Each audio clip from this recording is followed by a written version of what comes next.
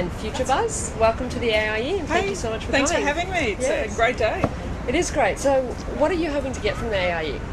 Well, really, I think for Future Buzz, it's great exposure, obviously, because we're seeing people who really have got a product that they need to get to market. There's some great innovation and inventors around here today, but also there's some great people who are helping those innovators get out. And a platform like social media can essentially talk to a lot of people very quickly about new and interesting things that are happening out there. Yep. So for a newbie to social media, because we've obviously got a strategic alliance with Business Acumen and Future Buzz, and I've just come on board and sort of promoting that within the business and utilising it and working with you on that. Yep. So I know a lot of people are confused about social media and how it can work for business. Yeah, absolutely. So what are the major challenges in that? Yeah. What are the differences? And I how get can it that a help? lot. Social media is just for my 12-year-old. My 12-year-old's always on Facebook, that sort of thing. But if you look at it, it can be just one really essential part of your marketing communication strategy.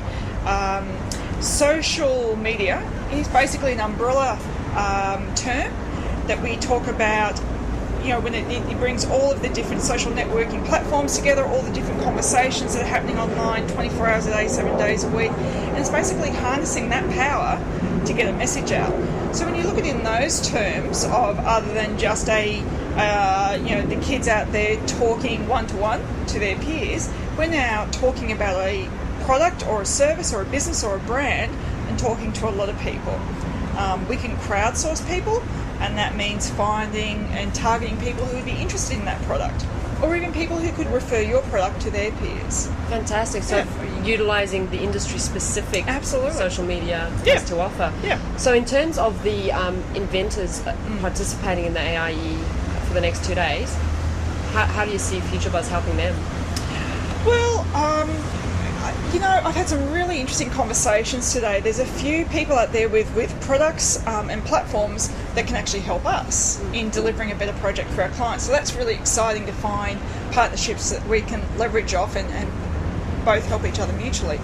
But then for I was just talking to an inventor, and she's come up with a wonderful kit that children would take to school, children who are suffering from asthma. They would take to school, and it helps both the teachers and the parents check that medication is being taken, and there's some interaction and some protocol there. She doesn't know how to market that and find people who would use it. So we might actually get her positioned on other people's blogs. So medical blogs, school blogs. There's blogs out there for people who suffer asthma. So we're getting her message out to a lot of people very quickly. And that's what we call online public relations.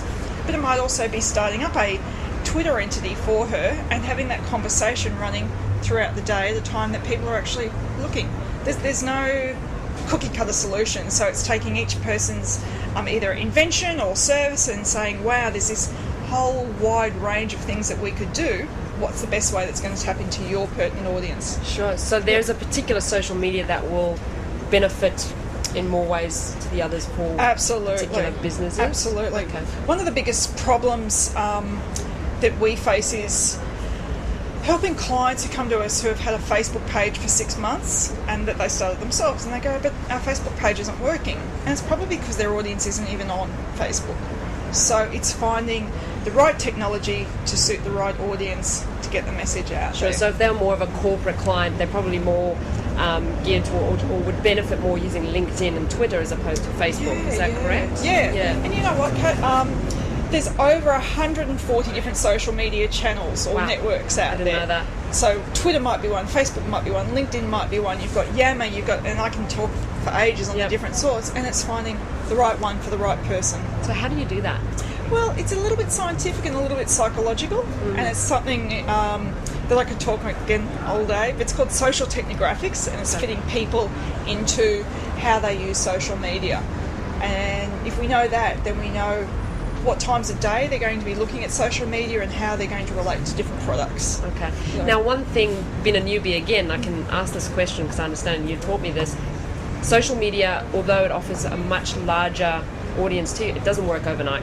No. You've got to work at it and consistently. Yeah. So would you say that that's probably some of the biggest it is misunderstanding of social media? I think because social media is such a new communications and marketing tool, we're under a bit of scrutiny as a tool or an industry, And because of that, people really want to have results overnight, and unfortunately it just doesn't work overnight. It's like any sort of communication medium in that it takes time to grow your network and your followers, and you can't, I don't care how you launch a brand, whether it's through a newspaper or a television advertisement or through social media, putting one out there is not going to consolidate your brand or reputation.